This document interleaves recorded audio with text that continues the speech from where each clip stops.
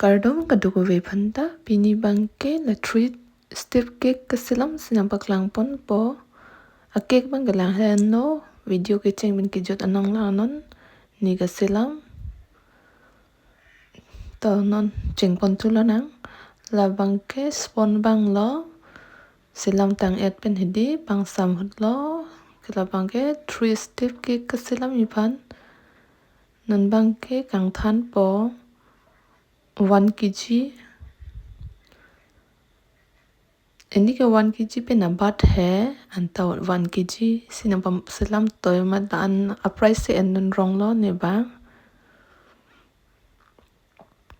non bang ke kang than lo 3 ta layer an hedi thak lo kang than ta la ekta sina paklang pon cholo somat ke na paklang pon pe lo la 3 ta step ekta lo inke ekta half kg 2 ta order do ato vedi ke la ekta bang sina paklang pon rong lo story sa vedan ma la bang ke video selam pon pedat lo choro lo de cake na order pe di nita amuni ta chini ni anta nita mo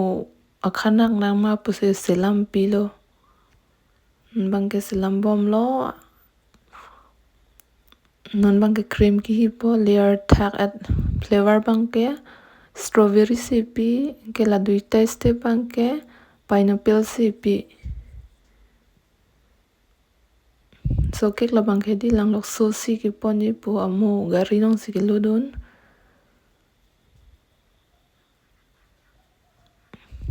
bang ke selam bom lo Nut bani tana arjuma didi cake spon ke selam tana paklang pon tha puni video selam elo nili profile long check tam lotte nang tum thek long po nili 1 month su selo cake spon ke selam lapen cream ke selam te nili video upload elo nang li tum lang damon thek long po pineapple se ki pi flavor ka prek lo hai ke icing kuri tang et pen paklang thu po la bangge jo I step but it anlo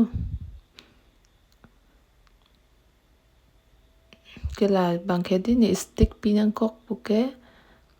ke pon hilo uma di 3 step la se la so stick bang ni pinang kok lo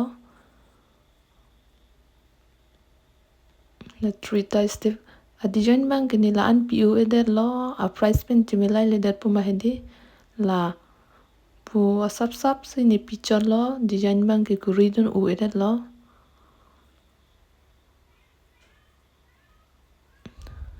ini ke hedi